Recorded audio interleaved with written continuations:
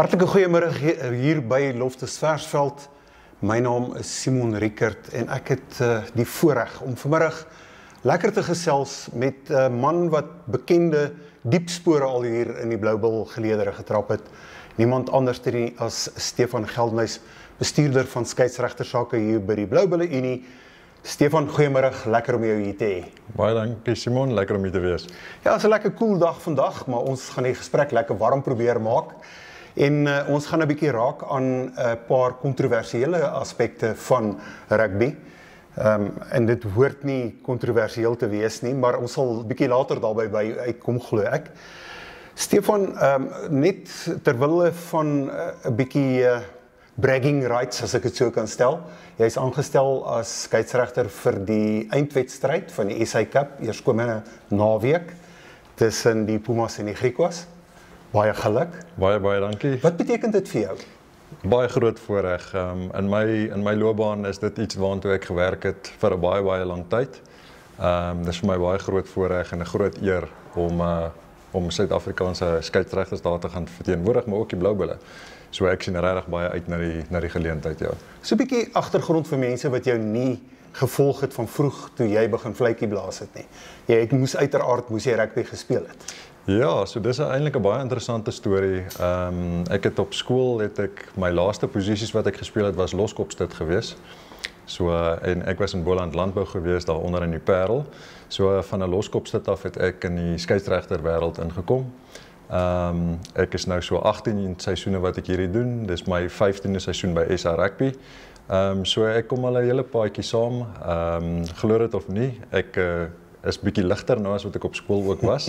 Ek is so 22 kg ligter as wat ek was toe ek 14 jaar oud was.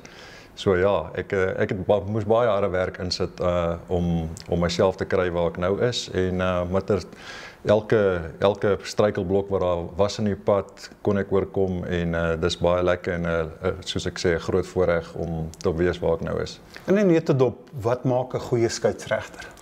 Ag weet jy, vir my is dit maar altyd probeer nommer 31 op die veld wees. Ek is nie iemand wat baie praat nie, ek hou nie van baie in die kollig regtig wees nie. Vir my is dit om op die agtergrond te wees. Ek sê baie keer vir spelers voor die tyd ook as ek met hulle praat, sê ek hoe minder ek my vletjie hoef te blaas, hoe beter vir die game. Die mense is nie hier om te sien hoe ek blaas nie, dit is definitief om te kyk hoe julle speel. So vir my die uitgangspunt vir myself is ek probeer verdwyn in 'n wedstryd. As niemand oor my hoef te praat nie, dan weet ek die wedstryd was in die gang gewees. En dis vir my altyd 'n pluspunt as iemand vir my kan sê en 'n groot positief as iemand vir my kan sê, maar ons nie eens agterkom jy was op die veld nie. En dis my uitgangspunt in elke wedstryd wat ek probeer doen, ja. Ek het die voorreg om rugby kommentator te wees op radio en vir TV werk. En ek moet jou sê, daar's een ding wat vir my absoluut 'n prioriteit is. Ek soek nou na die woord, maar 'n prioriteit is en jy het dit nou genoem. Dis vir my die lekkerste om 'n kommentaar te lewer wanneer die skeieregter en ek gaan dit in aanhalingstekens sê verdwyn en jy het dit nou van gepraat. Wat maak dat 'n skeieregter daar kom? Want jy kan van die laagste vlak af, as in dit sê ek nou met respek van skole vlak af, regdeur tot op elite vlak, kry jy skeieregters wat net kan verdwyn. Wat maak dat 'n skeieregter dit kan doen? Ek sê altyd vir jonger skeieregters ook, ek soek 'n rede om nie my vletjie te blaas nie. Julle soek 'n rede om julle vletjie te blaas. Met die hedendaagse tegnologie wat ons het, met elke wedstryd feitelik wat gestream word en dit is apparate en almal kan hoor wat jy sê ensovoorts. Die oomblik as jy jou vletjie blaas, kyk almal. As die mense aan die speel is en jy beweeg net rond, kyk mense nie regtig vir jou nie. Die oomblik as jy 'n beslissing maak en jy blaas jou vletjie, kyk mense vir jou en die oomblik as jy praat, dan kyk mense ook vir jou. En as jy iets sê en jy doen nie wat jy gesê het nie, dan sê hulle maar jy het nou net dit gesê en nou het jy nie dit gedoen nie. Dis hoekom ek daarvan hou om net stil op die veld te wees, nie die aandag op my te trek nie. En ja, as ek 'n fout maak of ek mis iets, dan is dit maar wat dit is. Maar deur so min as moontlik my vletjie te blaas, dit nie gesê om oortredings te oorsien nie, maar daar's ander maniere met net jou positiewe presence, as ek dit kan sê, net om vir spelers te laat verstaan, ek sien wat julle doen. En vir my is dit makliker om agterna na spelers te stap, luister, ek het dit en dit gesien, ons kan nie die hele wedstryd dit so hanteer nie. So vir my sit hoe minder jy jouself met jou vletjie en met jou stem in die kollig sit of aandag trek na jou toe, hoe makliker kan jy in so 'n wedstryd of in wedstryde kan jy verdwyn, ja. Ek het ergens gelees of ek het dit dalk gehoor en help my reg. Op enige gegeewe tyd en veral in die elite rugby en dit sal nou seker proporsioneel aanpas, moet 'n skeieregter oor die 800 besluite neem. Is ek reg? Ja, in 80 minute wedstryde is dit, onthou alles wat jy doen, jy besluit of jy jou vletjie blaas, jy besluit of jy nie jou vletjie blaas nie. Jy sien, ek meen as jy na 'n lynstaande het plus minus 60 verskillende oortredings. Daar's oor die 800 reëls in 'n reëlboek. So elke ding wat jy doen, ek besluit of ek daarna toe moet hardloop, ek besluit of ek dit gaan blaas, ek besluit of ek daai gaan blaas, ek besluit of dit 'n invloed op die wedstryd het. So jy neem die heeltyd besluite. 'n gewone 50 minute wedstryd, dink ek trek ons min of meer op so 300 keer wat jy besluit, wat gaan ek doen, gaan ek dit doen, gaan ek dit nie doen nie. So ja, dit is 'n groot rol en so jy moet die heeltyd aangeskakel bly oor, want ja, as ons maar deur die lewe ook gaan, dit gaan oor besluite en keuses wat jy moet maak, nee. Ongelukkig is dit so, dis waar. Hoe gaan dit by Blue Bull rugby met die skeieregters? Ja, ons is in die laaste 3 naweke onder baie druk met wedstryde. Ons het 3 naweke terug was ons op 100 wedstryde net op die Saterdag. Verlede naweek 89, hierdie naweek is ons op 110. So. Die hande raak min, die skeieregters is redelik oorwerk. Dit gaan goed. Dit gaan goed ten opsigte van ons kom by alles uit. Maar ongelukkig as iemand 3-4 wedstryde op 'n Saterdag moet doen, dan lê kwaliteit maar daaronder. Ons kan vir mekaar sê wat ons wil. Dit is ongelukkig maar die uiteinde van die saak. So op hierdie stadium probeer ons net oorleef elke Saterdag. En elke persoon probeer maar wanneer hy of sy op die veld gaan net hulle beste lewer. Oor die algemeen met die topwedstryde met die skeieregters gaan dit redelik goed. Ja, daar sal maar altyd goed wees wat ons oor moet praat en wat ons kan beter doen en wat ons nog beter kan doen, maar oor die algemeen gaan dit redelik goed hierso by ons, ja. Jy is bestuurder van skeieregtersake soos wat ons gepraat het hier. Is daar dinge wat jou opgewonde maak hier by die Bulls op die oomblik? Ja, ons het redelike klompie jonger sterk skeieregters wat deurkom. Ons het gisteraand weer 'n induksiekursus gehad wat ons 10 nuwe skeieregters in die stelsel in kan bring nou. So ons kry daarin by ook, maar dit is 'n proses want ons het op 'n kort tydperk het ons 'n redelike klompie senior skeieregters en wat ervaring. Ek weet ons bietjie ingeboet, so ons is nou weer in 'n bouproses na daai punt toe. Maar ja, dit is vir my lekker om te sien as daar 1 of 2 mense wat deurkom. Almal gaan nie top skeieregters word nie, almal gaan nie 'n Carlton skeieregter word nie, maar is lekker om te sien as jy van 'n 4de liga ouetjie wat jy gedink het nooit na 'n 3de liga toe gaan skuif nie, as jy hom tot daar kan kry. En dit is wat my opgewonde maak van skeieregters hierso by die Bulle op die stadium, ja. Kom ons praat 'n bietjie meer prakties, die toepassing van die reëls. Daar's 'n tendens, lyk dit my, en ek praat nou maar uit die algemene waarneming van skoolrugby en van klubrugby, dat daar 'n bietjie meer strenger of dat daar waarskynlik strenger toegepas, kom ek sê dit net weer, dat daar 'n strenger, sterker toepassing moet wees oor die reëls en dat julle nie graag kaarte uitdeel nie, maar daar is 'n tendens besig om te gebeur.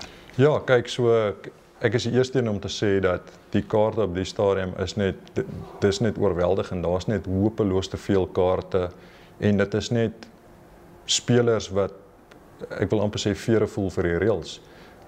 Ek gaan kyk na skolewedstryde, dan sit hoogvat op hoogvat op hoogvat en is vuilspel. 2/3 van hierdie kaart wat inkom is net vuilspel. Dis tip tackles, dit is hoogvatte. Dit is hierdie een wat laat duik. Dit is nogal 'n bekommernis om te sien dat jy wil nie dit met 14-15 wees nie. Jou groot skolewedstryde wat jou en naby uitslaa. Nou aan die einde van die dag, nou word die skeieregter in die kolle geplaas deur 'n stupid besluit wat 'n speler neem. Nou moet hy 'n kaart gee en nou is almal op die karretjie van die skeieregter die wedstryd bepaal, maar dit is iets wat ek graag sal wil sien dat dit kan minder word. Dit gaan nie verdwyn nie. Want rugby is net, dis 'n kontaksport, dis 'n fisiese sport, maar laat mense bietjie kyk om meer binne die reëls, veral as dit by vuilspel, daardie tipe goeters, laat hulle bietjie meer en vinniger kan aanpas rondom dit, ja. Ek wil vra oor die werwing van skeieregters. Jy het nou gepraat oor die hande. Daar's te min hande op enige gegewe naweek. Dis gewoonlik, en ek het dit al waargeneem wanneer ek in die kringe beweeg, verskillende vlakke van rugby beweeg, dat daar altyd gepraat word, kom ons kry skeieregters by, kom ons kry skeieregters om opgelei te word, maar dan is daar mense wat potensiaal het om opgelei te word as skeieregters, maar hulle kom net nie so ver nie, as gevolg juis van die negatiewe konnotasie wat daar soms, en ek gebruik hierdie woord baie beslis, soms by van die skeieregters. Is dit 'n probleem wat julle geïdentifiseer het? Ja, nee, definitief. Ek dink op die stadium moet ons ook eerlik wees met mekaar en sê, die grootste probleem is dat spelers op die veld sien hoe mense en in 'n minder mate afrigters optree en wat hulle skree en hoe hulle optree teenoor skeieregters.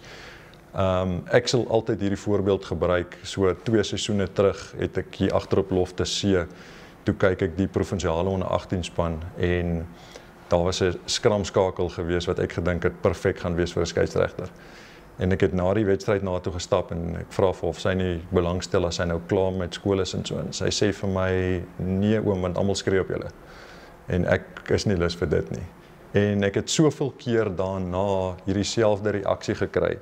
En die ding wat kinders sien en die ding wat jong mense sien is die negatiewe kant van skeieregting. Ja, dit is glad nie maklik nie. Dit is 'n baie mense sê altyd dis ondankbaar, maar ek is altyd dankbaar want ek sien van die beste rugby reg voor my gebeur. So ek is altyd dankbaar daarvoor. Dit is ondankbaar as jy op sekere vlakke betrokke is, maar die feit van die saak is, daar's 'n, ek wil amper sê 'n negatiewe label op skeieregters want jy kan maar gaan kyk, as daar 'n wedstryd is en die punteverskil is iewers tussen 1 en 7, dan kan jy maar weet, dit sal een of ander skeieregter wees wat nou uitgewys word.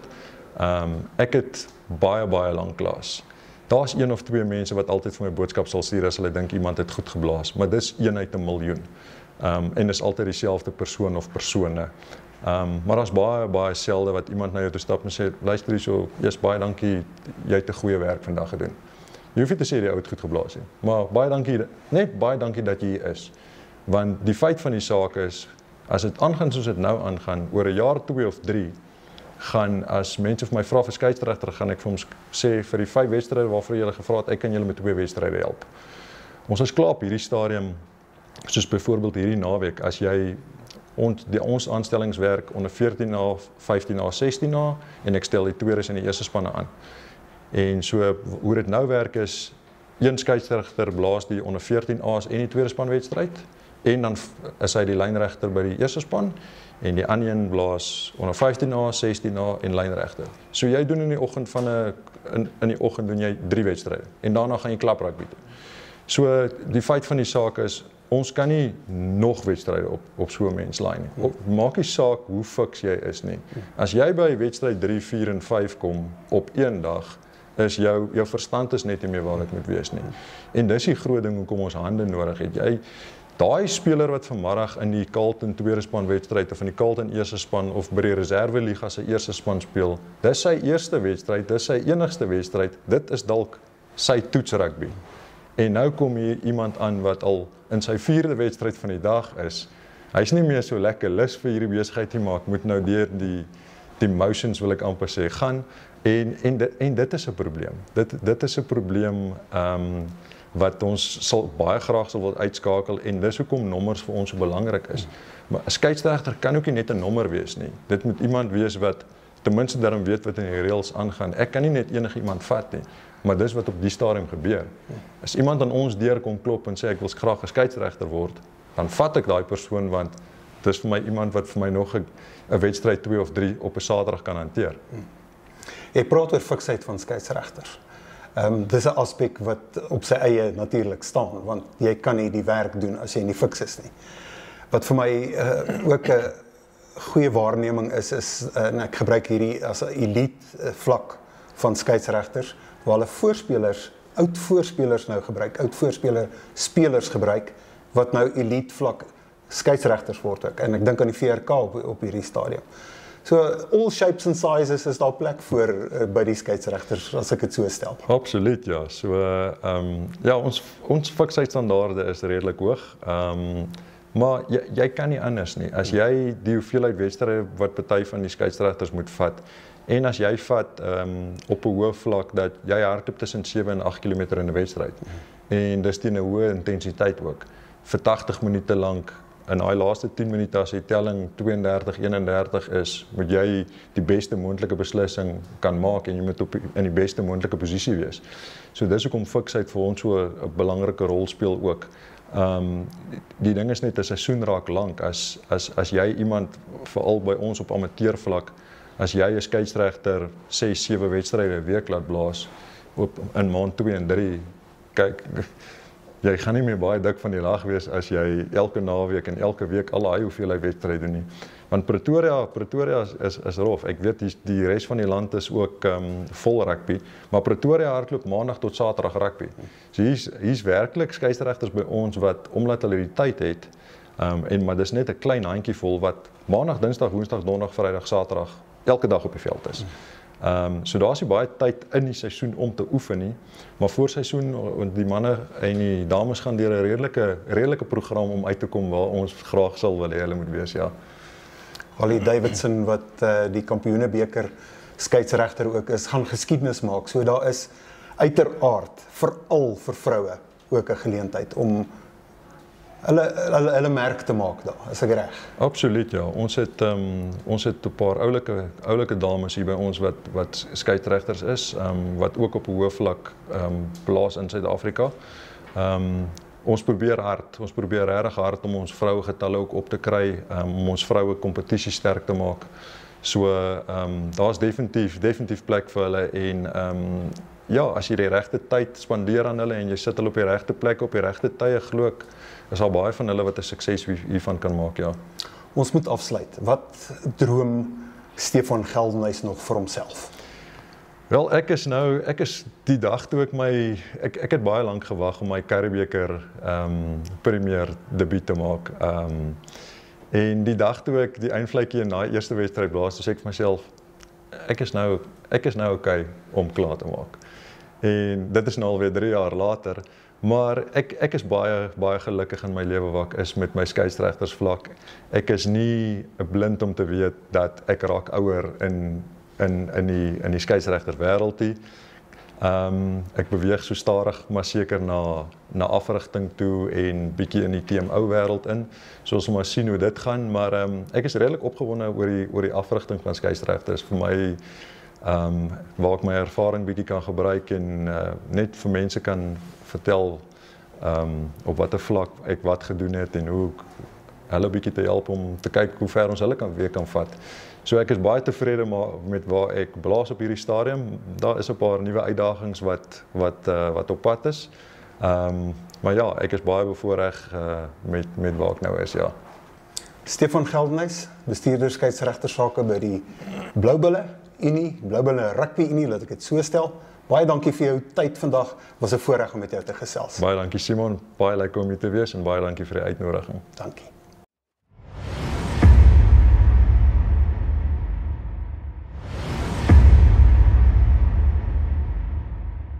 Good afternoon, gentlemen, and welcome to Loftus Versfeld. I've got Japie Modibane and Martin Moshaba here, and it's time to talk about rugby. Well, pleased to. Gents. Good afternoon. Thanks to be here. Yeah, nice to be here. Japie, I'm going to start with you. Just give us a little bit of background. How are you involved in the junior rugby and in the club rugby at the Bulls? Yes, I'm Tetlas, the manager at the BBRU. and I'm managing the schools in the communities, in the townships, and the youth clubs in the townships. We've got different programs for all these youth groups. We've got the Get Into Rugby, which focuses on grade R to grade 3 in primary schools. And then we've got the VUGA, which focuses on the under 15s and under 18s at high school level. And we also have our community youth clubs, and they actually combine all the primary schools and high schools age groups into one, starting from 6-year-olds up until the 18 years old. Tell us about the different age groups and how they actually play the game. I know that the people that watch this program, they know the Billikie Rugby and they know the development around Billikie Rugby. Take us through the whole system. What you do as far as coaching is concerned, development is concerned, stuff like that, and the rules. That's also an important part. Yeah. The laws. Yes.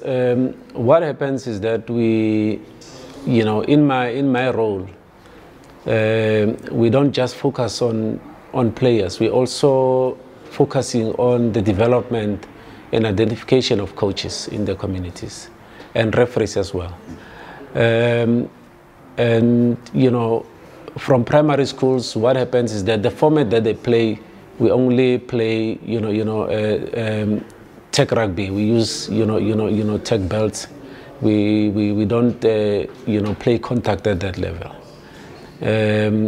And also, as if you have seen the Billikie Rugby program, it's tech rugby. It's non-contact. We start playing non-contact at under 13 at high school level. It's where we start introducing contact rugby. And our reasons are very simple. We introduced this game to kids in a very fun way. We want kids to enjoy themselves. We want them to enjoy the game. We don't want them to get hurt, because once they get hurt, then they start viewing the game as rough and dangerous. So we're doing it in a fun way so that they enjoy, and also we want to keep the parents as our main sponsors, because they are bringing their kids to games, and they actually selling the game for us, because when their kids enjoy, the parents enjoy, and that's what we want to see happen. I've heard many parents complaining about just exactly that type of thing that you're talking about. I'm scared that my kid is going to get hurt. I'm scared that rugby is going to become something that will end the life of my child as it is, as a healthy child. How do you address that? You've touched on it, but how do you address that to explain that to parents that it is controlled? Yes, fortunately enough, rugby is no longer like in the past years.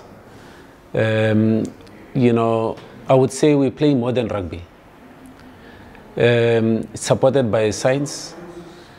We've got programs in place that make sure that we safe. We keep our kids safe. We keep our rugby safe.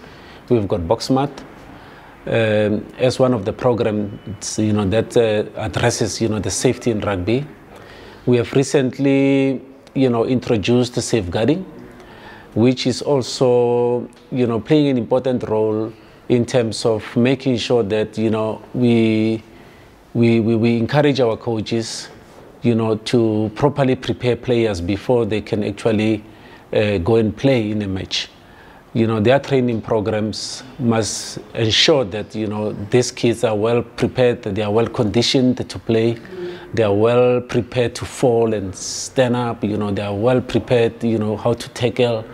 We're discouraging high tackles, dangerous tackles through the programs that we were running as rugby. So our rugby is safe, very safe. At this stage, I'm going to introduce Martin Moshaba with us. Martin, good afternoon, and thank you for joining us. You're also involved in the development of rugby. Just explain to us what you do. Is your your job as exciting as is Japie's job? Yeah, no, thank you, Simon. I'm also excited to be here to also echo some of my views and also give a background to my involvement in rugby. Yes, I'm involved particularly with senior clubs, but I actually have a long history in rugby. I've migrated from lower levels to where I am now, and I've been, a coach. I've been a referee for some time, and I think there were reasons why I moved from one responsibility to another. But currently, I enjoy, coordinating club rugby. With the experience that I've gathered over the years, I think I'm in a correct position to can even manage the space where the clubs are involved.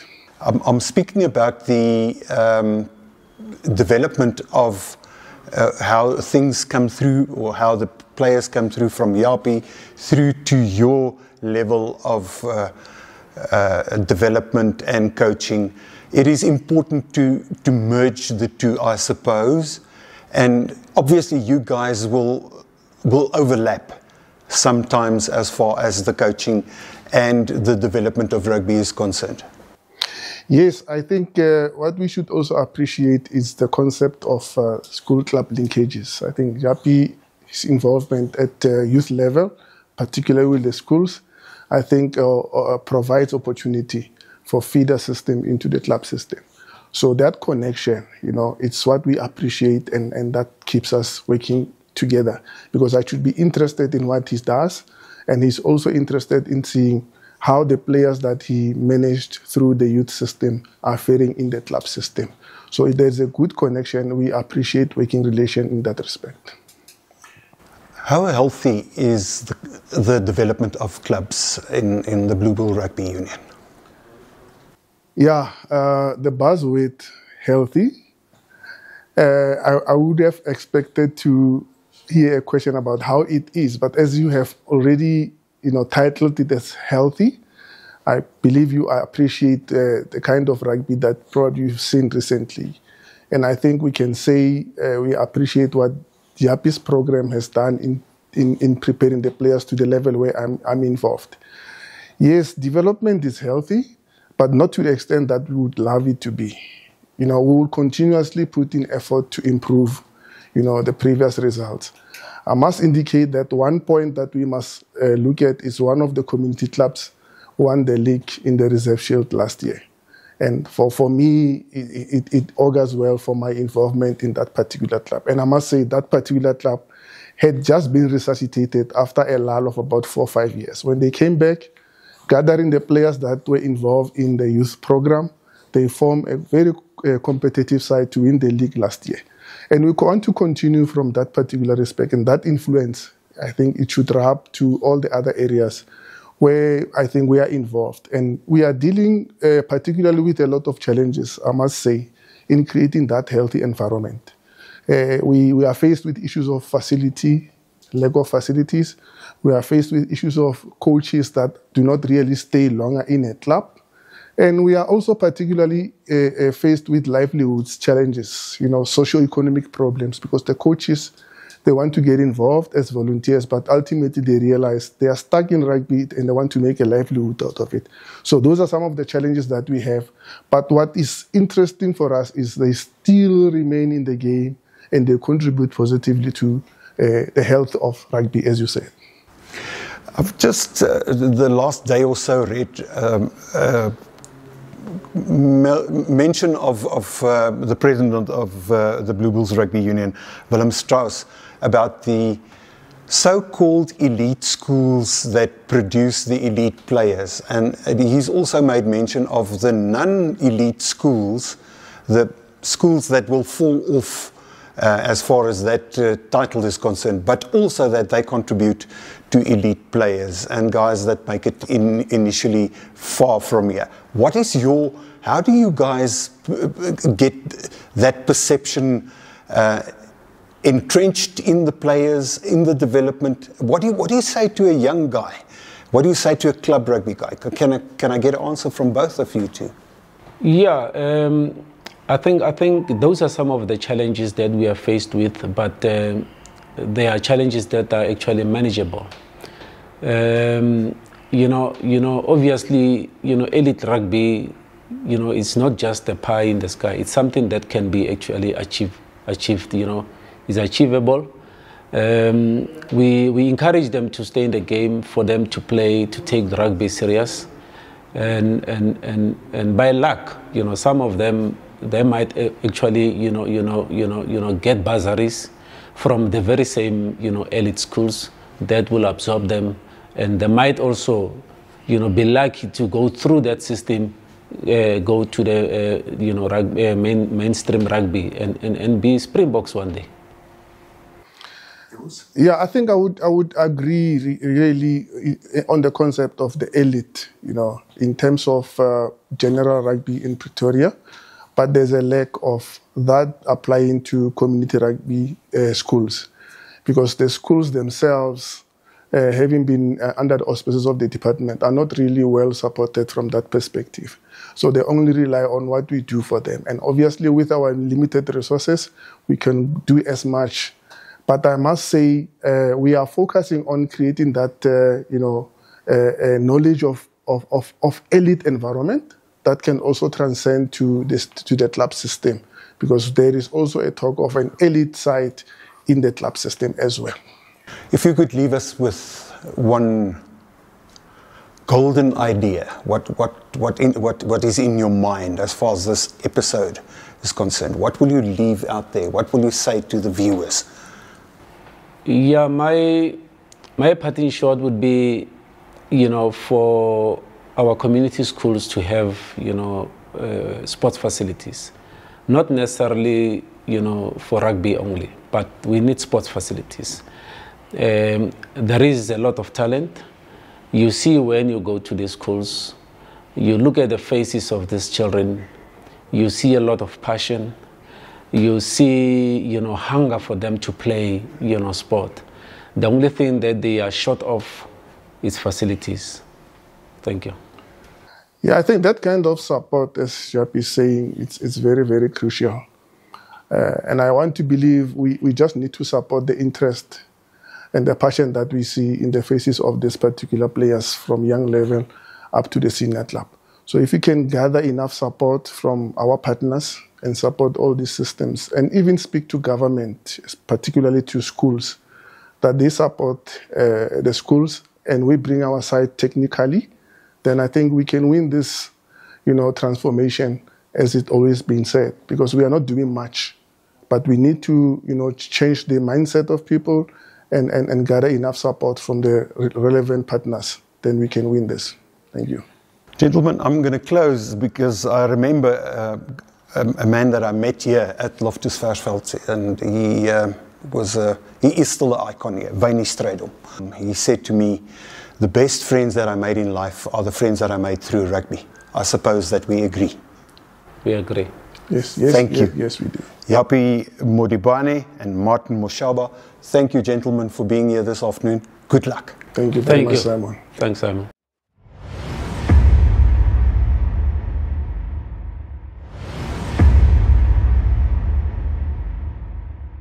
Goeiemiddag, Jaco Dames, hoofbestuurder van die BBRU, die Blou Bulle Rugby Unie. Lekker om met jou te gesels? Dit is altyd lekker om hier te wees, ja. Ja.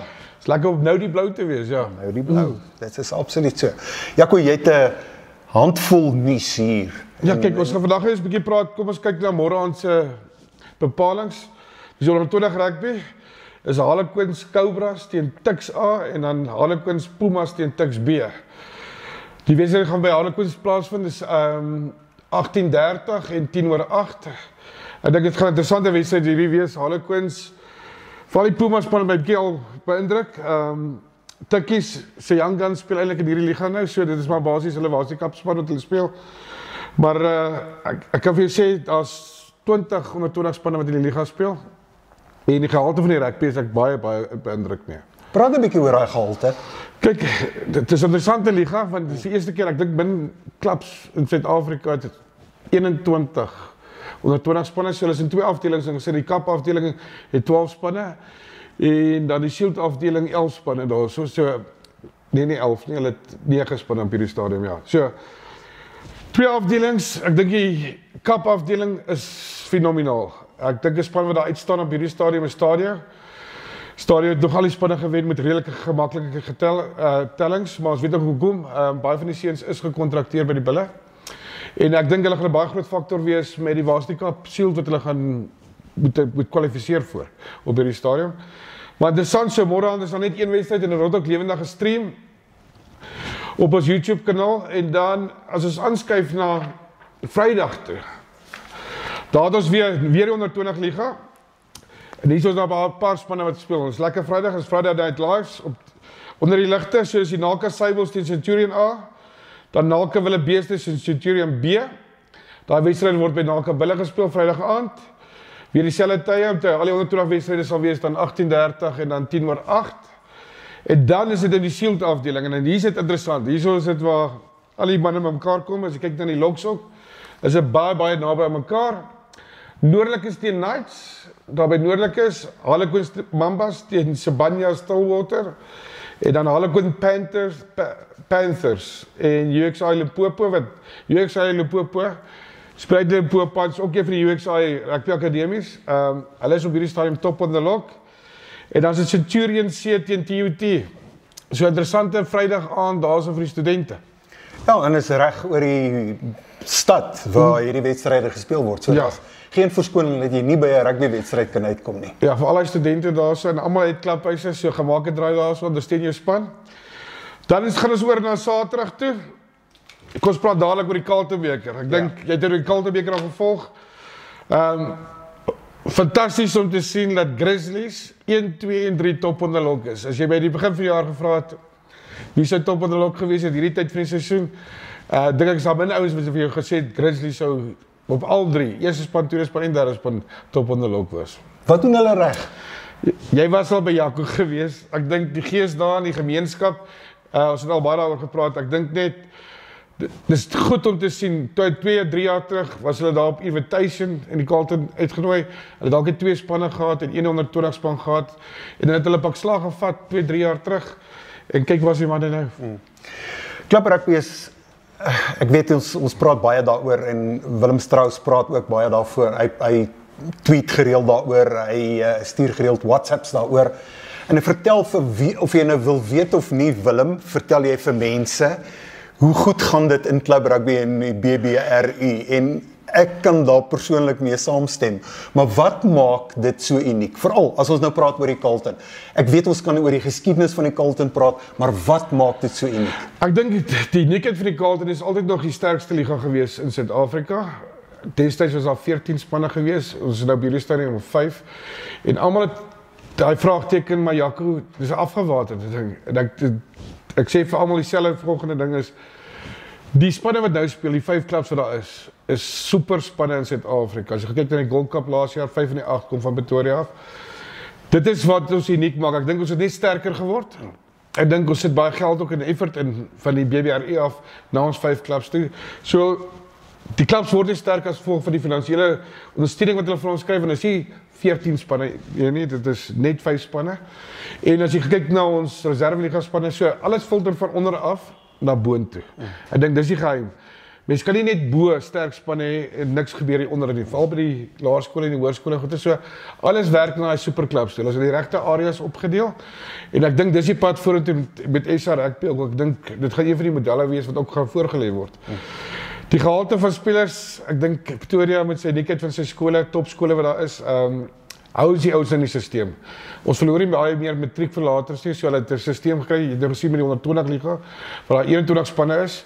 So dit syfer weer 3 na die Carlton liga toe. So alles word weer behou in Pretoria. Ek dink dis die groot geheim hierso. Om dalk minder te gaan, maar jy kry beter kwaliteit, ja. Ek het met Japie en Martin gepraat vroeër ook oor presies dit wat jy nou van praat. Ja.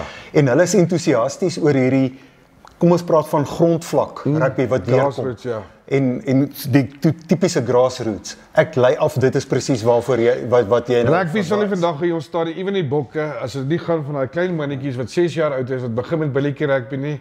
Ek dink dis die fondasie. En ek dink die programme wat die Bulle ook daar in plek het dit lank gevat. En daar was legendariese ouens wat betrokke was met die billetjie program. Die billetjie program is nou al so sterk dat ons het nou die 21ste Junie die billetjie dag hierso op Loftus. Ons gaan 6000 seentjies hê wat rugby speel in Pretoria.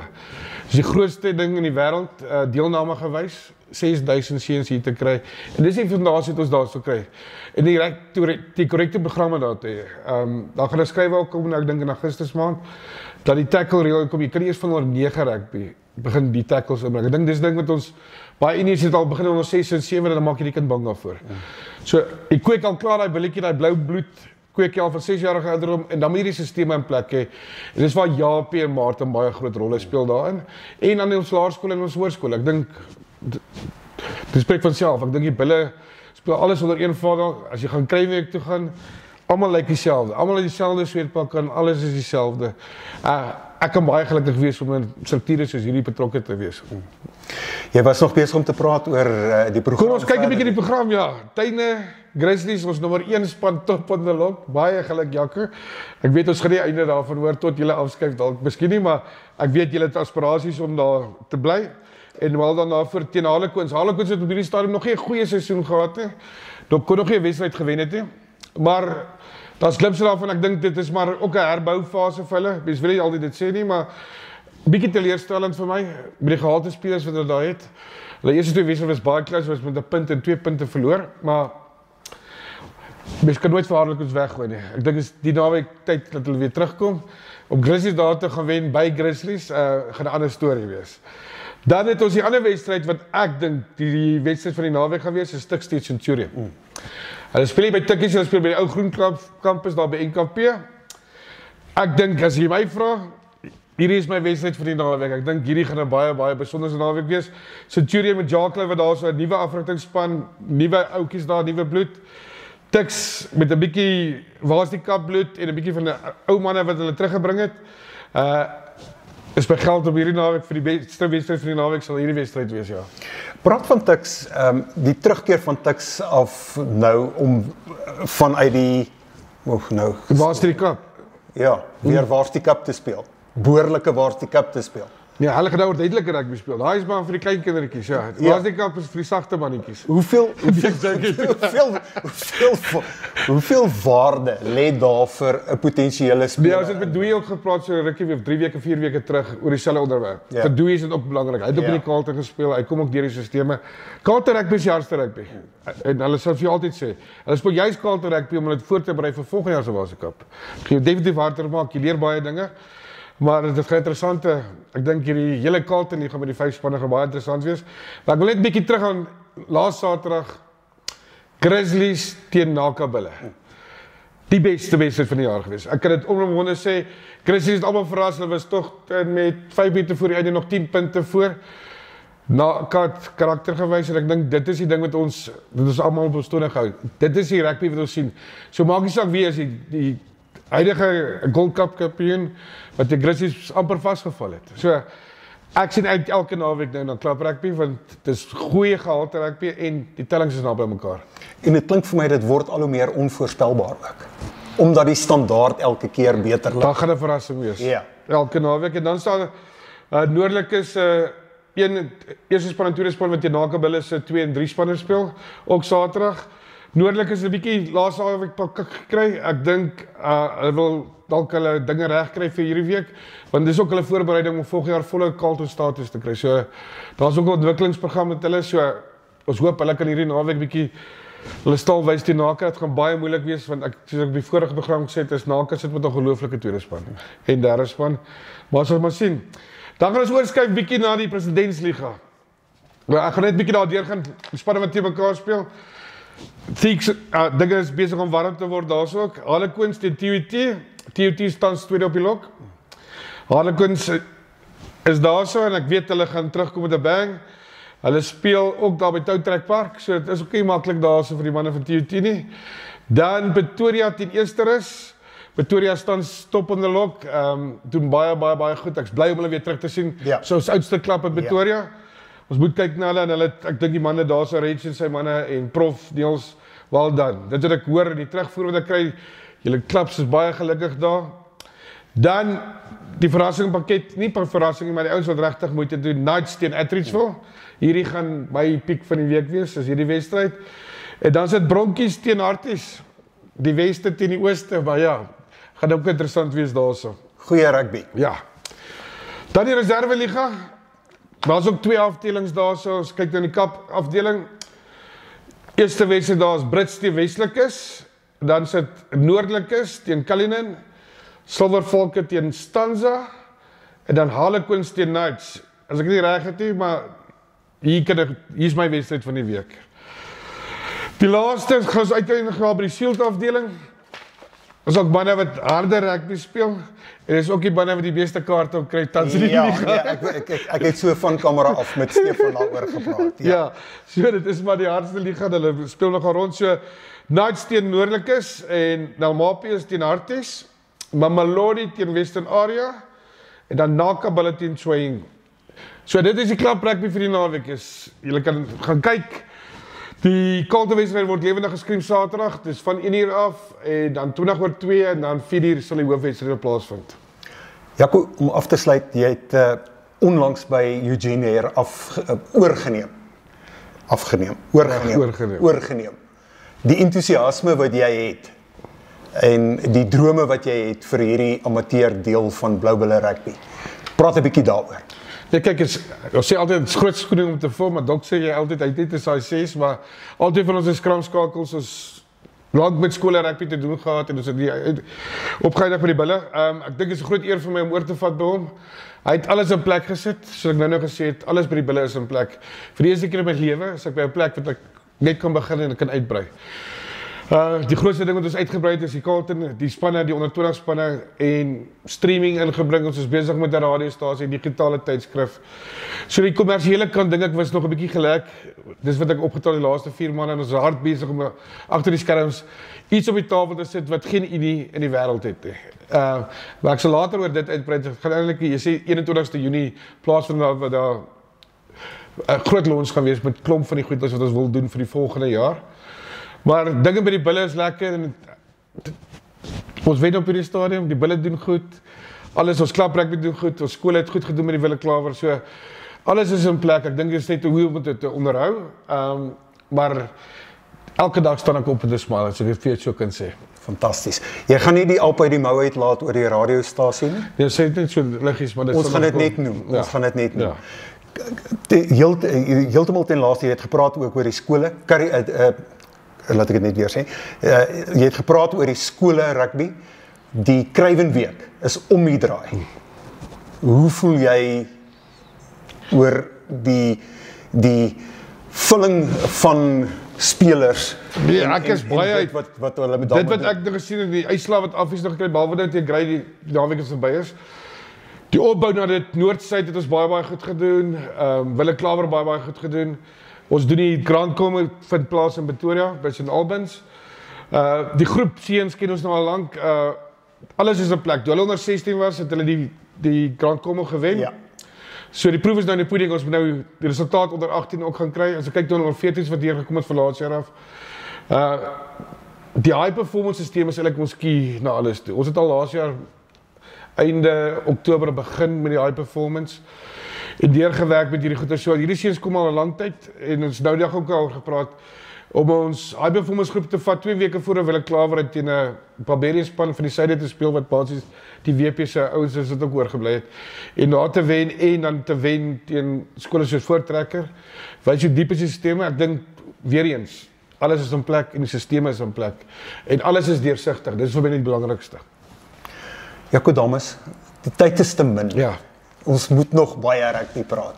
Baie dankie vir hierdie geleentheid. Dankie vir jou tyd. Dankie. My naam is Simon Riekert. Ek groet jou. Tot 'n volgende keer.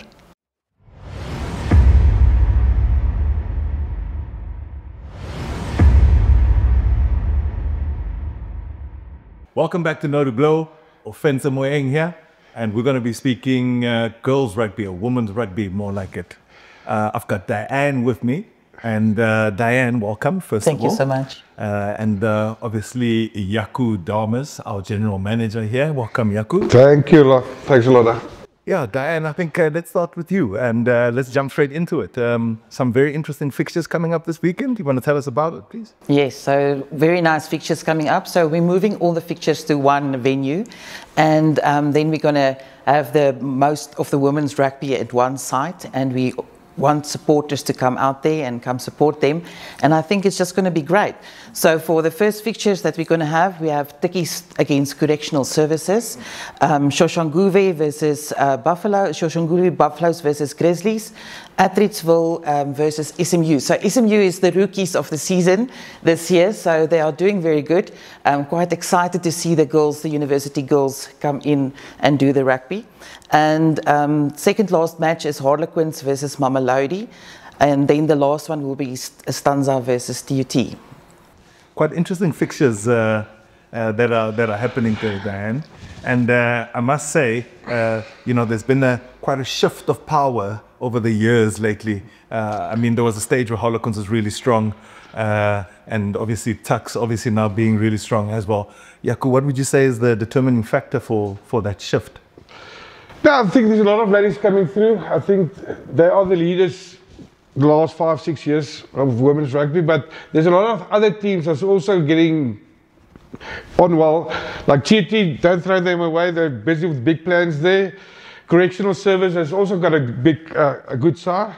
I think the women's rugby is evolving. There's not only 2 teams now anymore, I think there's 4 or 5 sides building teams up, but I think, like we spoke about the schools rugby and everything, the structures are coming through.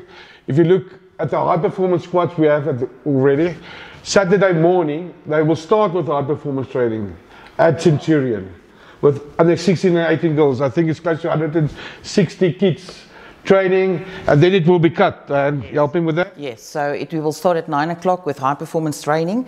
Then we'll go over from 12 o'clock to trials, and then to start to form our provincial sides and to make them ready for the National Week that's coming up in June. To send the strongest side that side. Yeah, and the thing that I picked up in the last 4 or 5 months, most of our girls are coming from community clubs.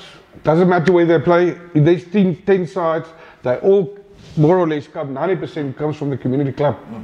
So Yapi and Martin and all those guys and Lala did their job, I think, at the end of the day. I completely agree with you, and I'm lucky enough to have been, you know, preview to what is happening in the background in terms of women's rugby.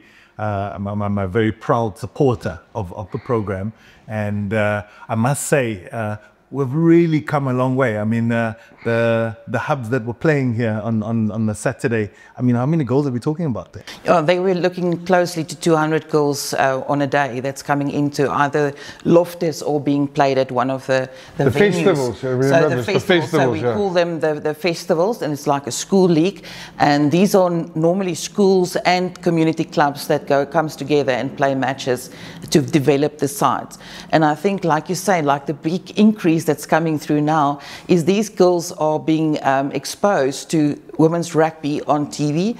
They can see the daisies, they have time to come and look here at the fields, what's going on. So you can definitely see that there's a progress, and there's definitely a new dynamic behind the women's rugby.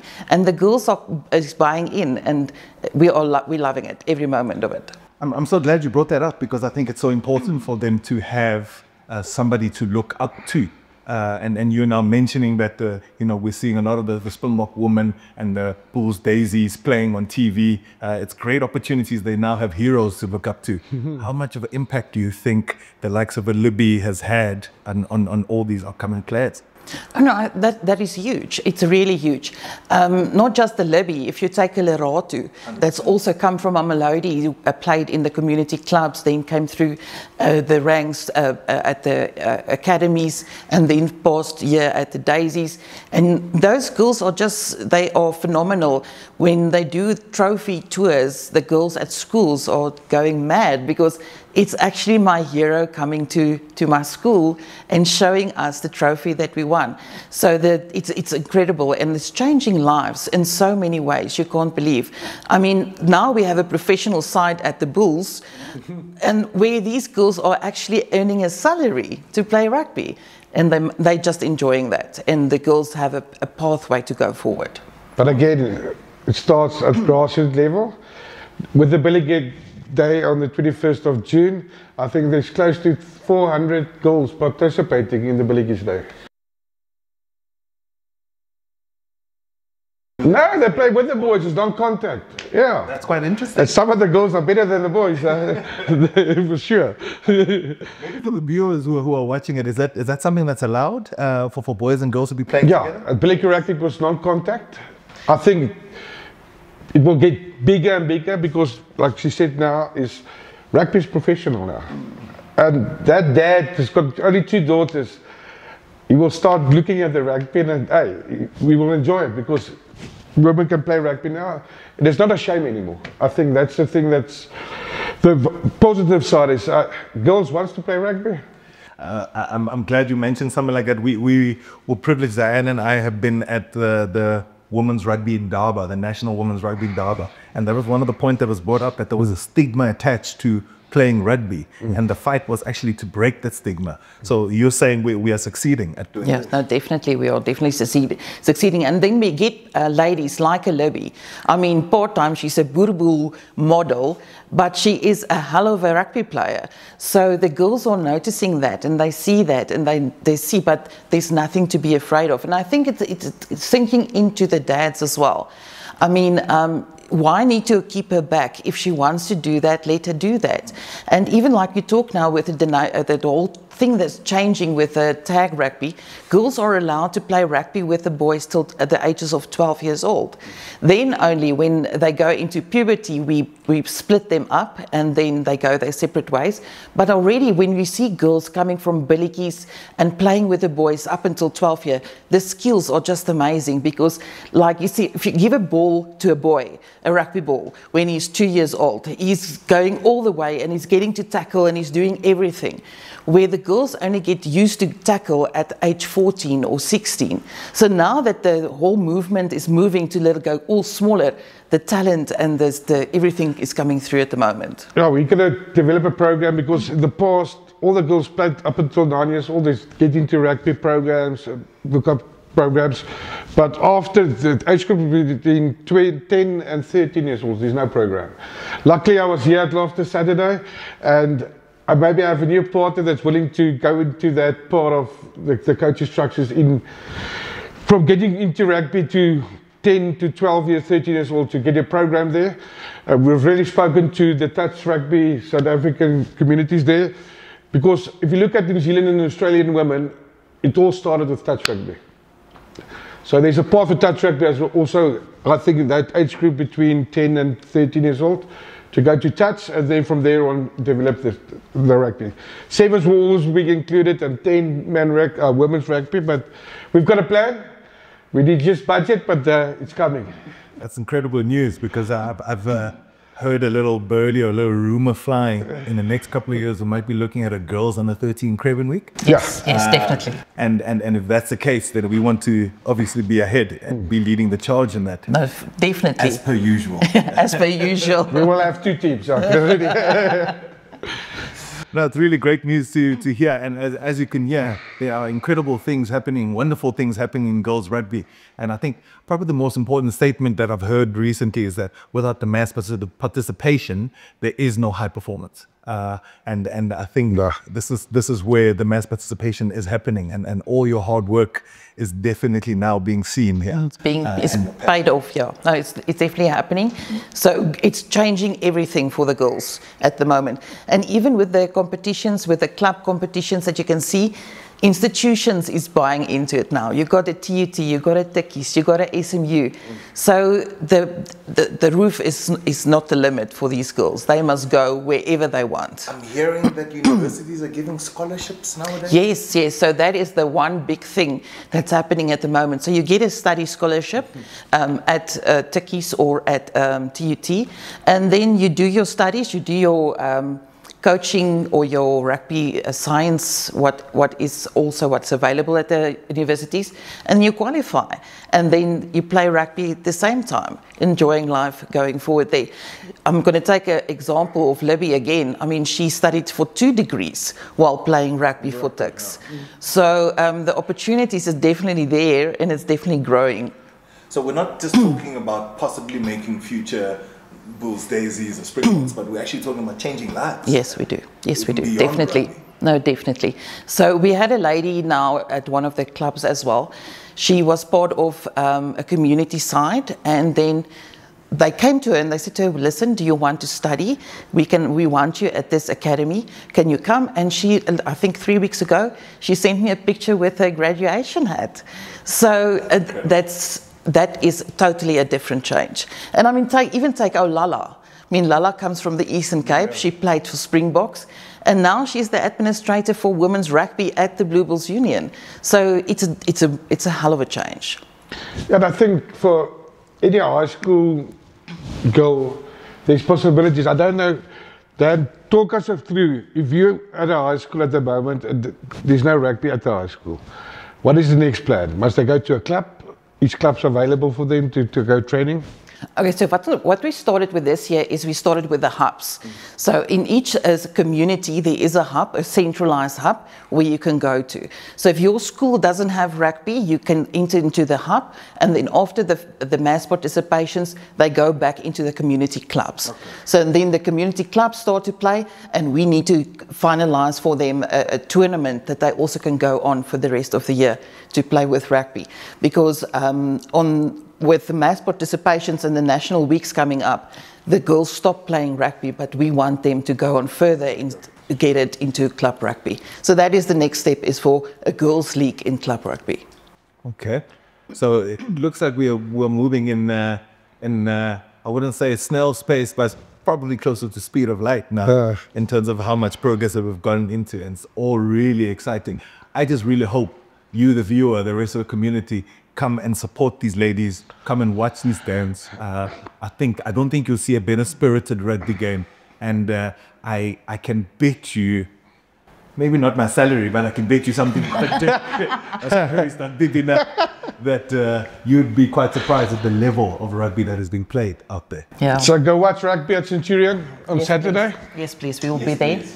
I will see you there. Thank you very much, Diane. Thank you. Thank you, Jaco. Bye-bye. So Ofentse Moeng signing out. Nodi Blow.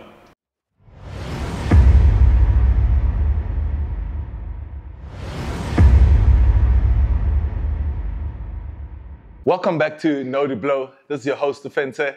I've got Rian from Stats Pro joining me today, and of course, Jaco, our general manager from the Blue Bulls Rugby Union. Rian, welcome. Thank you, Ofentse. I'm very interested, Rian, to hear the information you're bringing with every conversation I have with you. You always blow my mind. So I think let's almost start with you. If you can, there's a couple of big games that have happened recently. Is there any trending sort of stats that you'd like to share with us?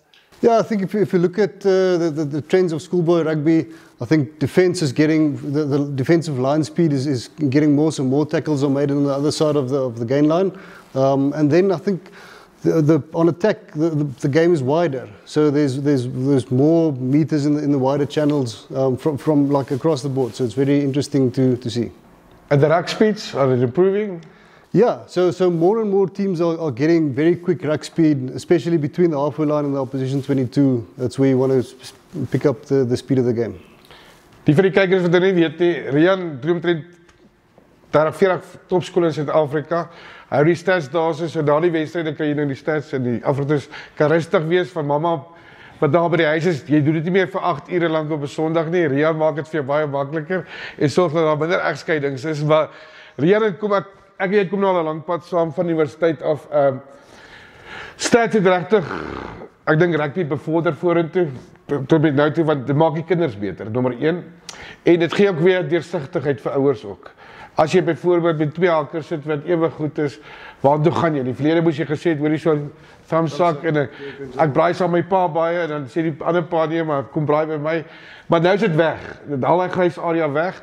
En ek weet ons het 'n paar jaar terug, 2 jaar terug net iets aan geraak. Toe vra ek vir jou, hoor hierso, kan ons deur stats die beste loskakel kies?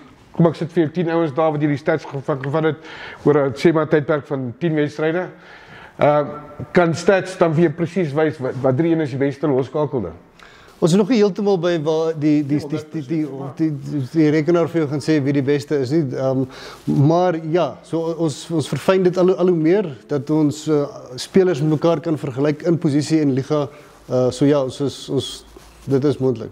Die ander vraag wat ek vir jou het is, hoe ver is ons dat AI die wedstryde gaan ontleed op vorentoe. Want ek weet julle is ook besig daarmee. Ons is hard in die werk daarin en ons is baie opgewonde oor die vordering wat ons maak. Is regtig ons maak groot stappe vorentoe. Ons kan die bal trek, die speler trek, die ding code, die scrums en lynstane. Net om julle 'n idee te gee, jy kan elke speler gaan merk en hy gaan hom volg.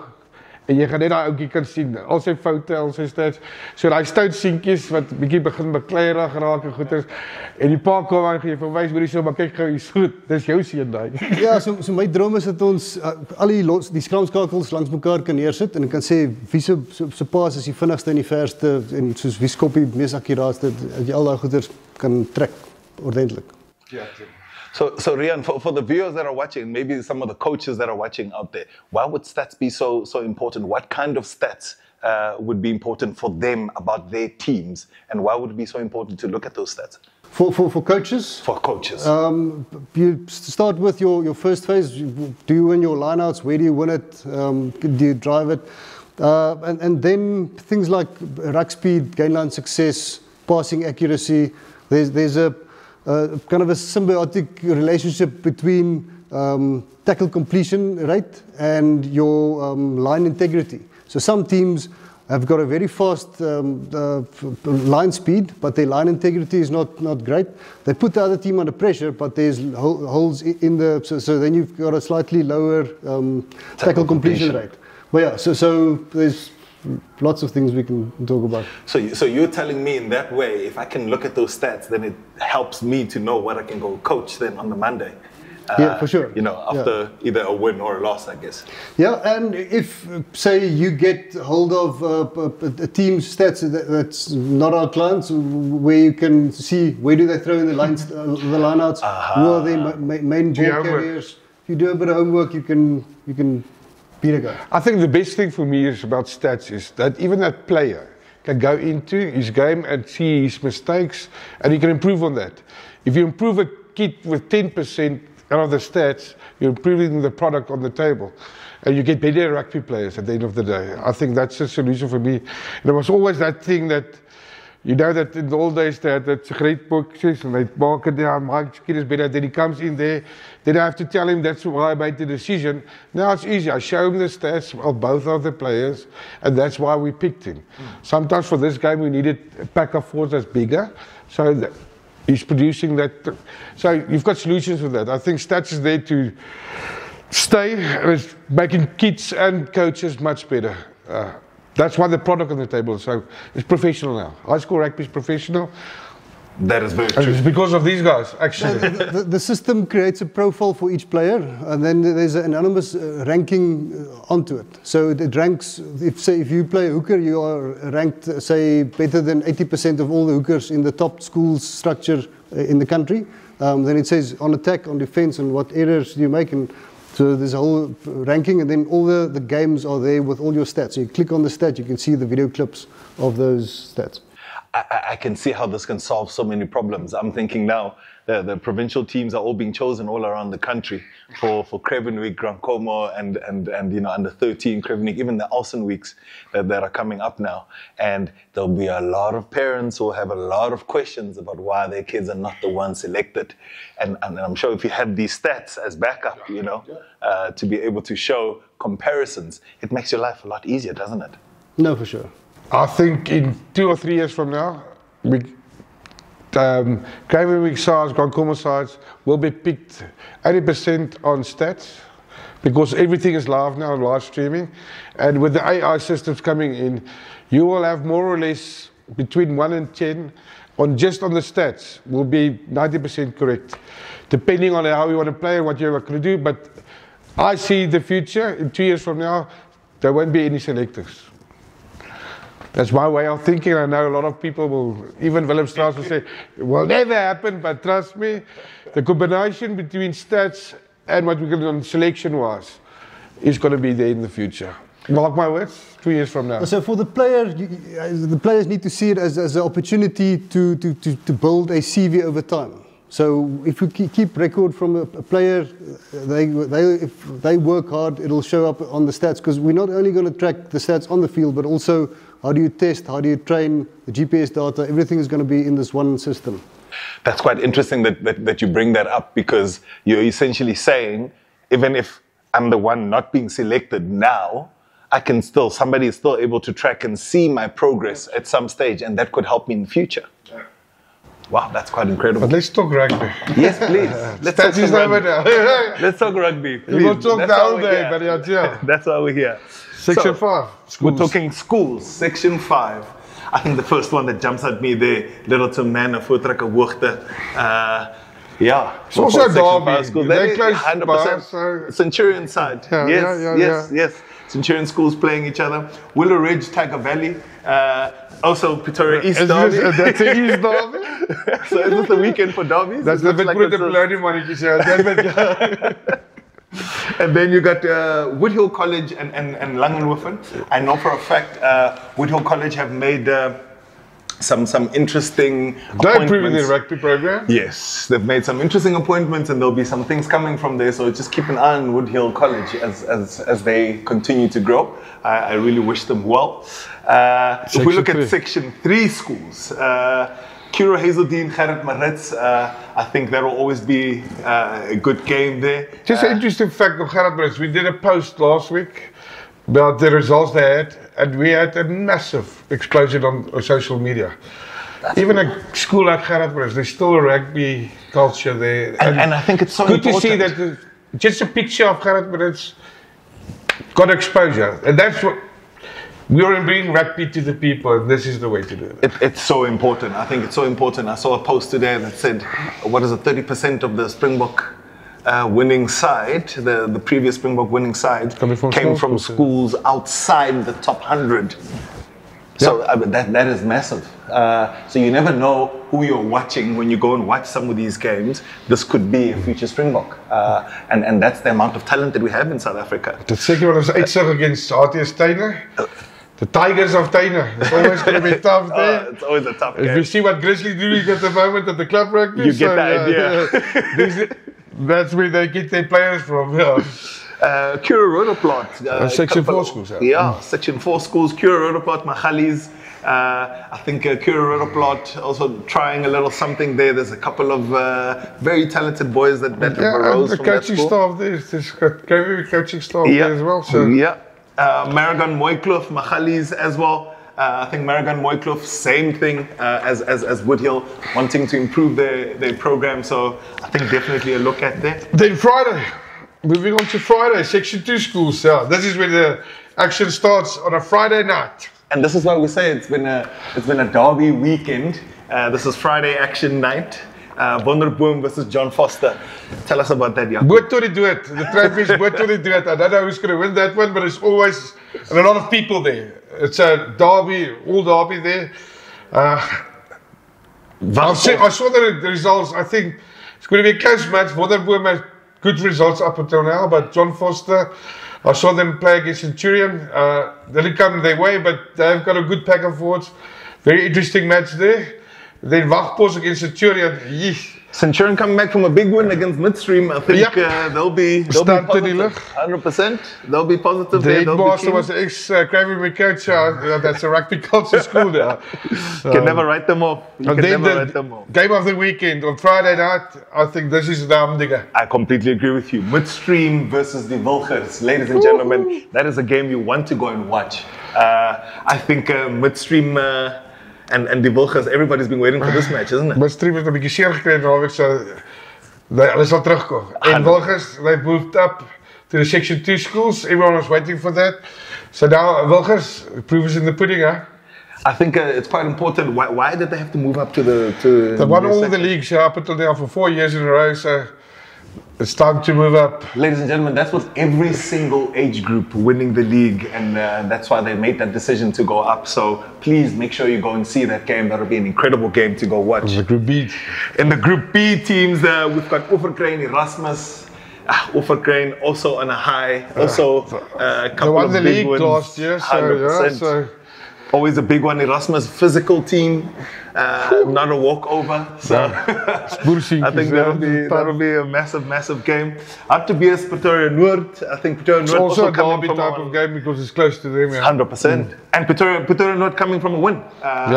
They also quite excited or quite positive about that fixture. En another nice derby, Tyne against Brits. Daai beste is gevaarlik. I say it's always going to be tough there. No, I completely agree. And then a couple of friendlies also happening.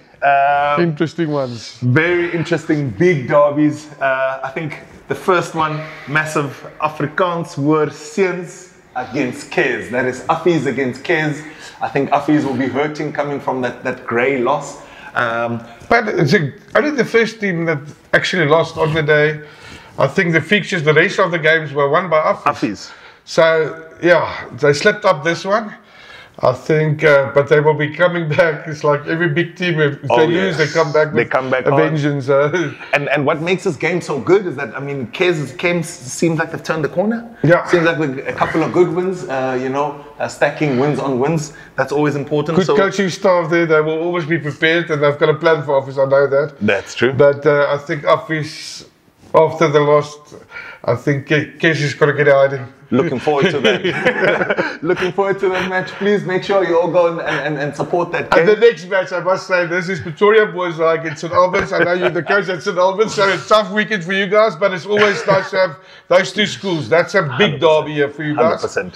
I know you've worked hard for this. Looking forward to it. It's always coming a game for Paul Anthony. Look forward to 100%. I grew up watching Paul Anthony coach. I wish he had coached me.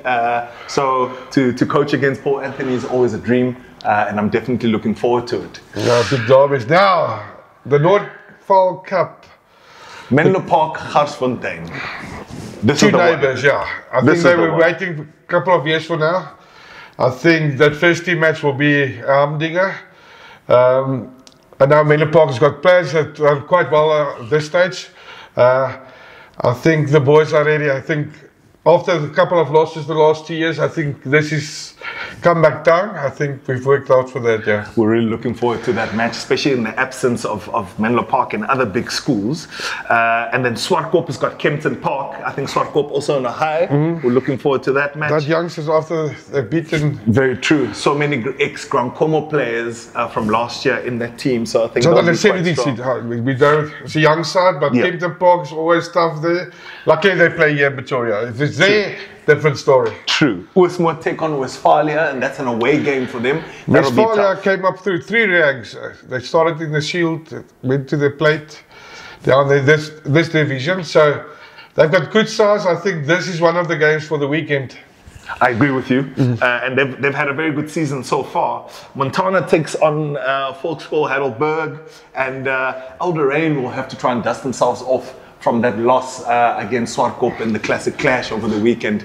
I think that's quite some humdingers that are on a way. No, this is I can't wait for this rugby this weekend. I can't get to every place, but luckily with the streams and stuff like that, we can watch it. And I know that under 12 and 13 Gaming Week sides is also playing at Waterkloof this weekend, yeah. So please, you have absolutely no excuse. Make sure you get out there. It's always better live. So if you can get out to one of those games or more than one of those games.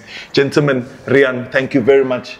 I really appreciate it. Jaco, always a pleasure. Good luck for this weekend. Thank you. We're going to need Who's going to buy the beers? You, Paul. Ladies and gentlemen, thank you very much. It's Offensive Moeng, Nodiblo, signing out.